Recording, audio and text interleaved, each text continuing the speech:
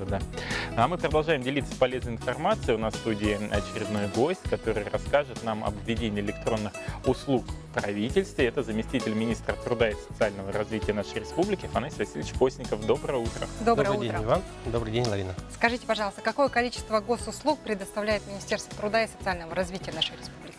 Министерство труда и социального развития на данный момент предоставляет 70 услуг, из них 51 услуга предоставляется в электронном виде.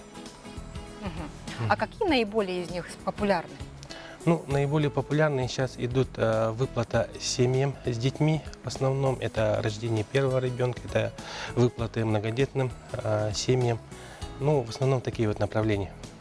А как что, вы- да. вот каким образом можно получить эту услугу? Вот мы называем ее электронной, а это обязательно ли на портале госуслуги, или же это надо прийти где-то через терминал? Ну, конечно, необходимо сначала зарегистрироваться в Е-Якутии, в нашем портале электронных услуг, и тогда открываются все двери для предоставления услуг. Это не только по нашему ведомству, это по всем государственным услугам.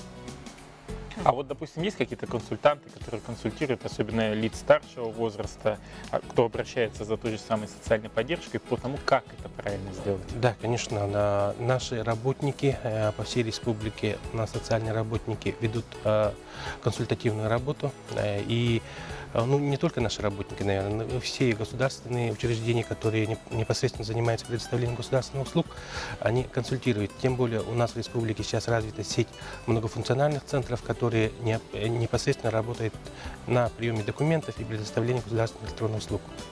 А в чем вот преимущество получения электронной услуги? Как-то сроки, может, сокращаются для тех, кто обращается?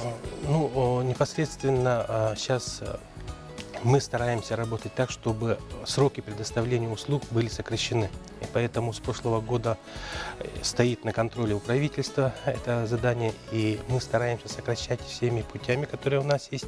Это и развитие многофункционального центра, это и работники социальной сферы. И, конечно же, ведутся работы по административным регламентам, которые дают возможность людям быстрее получить любую услугу. Ну вот, опять же, у лиц старшего поколения, у них всегда, они трепетно относятся к бумагам, и они хотят получить какое-то подтверждение того, что они записались, подтверждение Какую-то номера справочку, да. своего, может быть, какое-то смс-оповещение. Вот этот механизм Ну, как-то знаете, вот сейчас исследования показывают, да, социальные исследования ведутся по электронным государственным услугам, и в основном показывают, что люди старшего поколения сейчас уже начинают внедряться все гаджеты и активно используют их. Это и можно смотреть и по новостным информационным центрам. И я думаю, что, конечно, тут опорой должны быть и молодое поколение, которые внуки, дети, которые непосредственно обращаются с гаджетами на «ты» и должны будут посоветовать старшему поколению. Или же, если таковых нету, то, в принципе, наши социальные работники тоже могут в этом помочь. И все люди, которые занимаются предоставлением услуг в районах, на слегах, то они должны необходимо, чтобы они показали, как это действует. И, в принципе, там и все номера, все документы стараемся ввести в электронном виде. Афанасий Васильевич, вот вы упомянули о рождении первого ребенка, второго ребенка, да? А вот в ДВФО введены сейчас вот дополнительные выплаты, вот как раз при рождении первого и второго ребенка. Как Якутия подключилась к этому процессу? Активно подключились. Мы подготовили проект законов, проект распоряжений нормативно-правовых актов.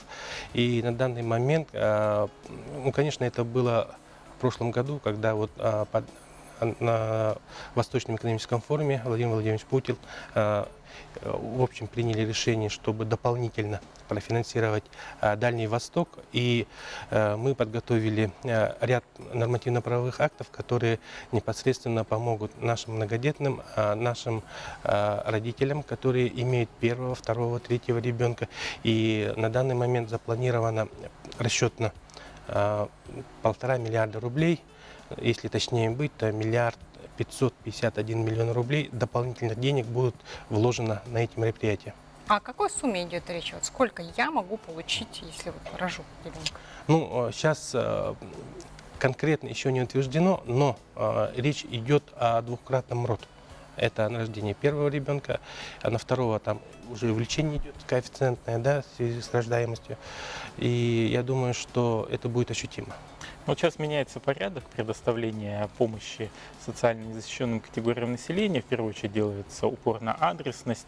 Какие-то изменения в ближайшее время планируются ли в наших постановлениях? В прошлом году на уровне нашей республики было введено система единого государственного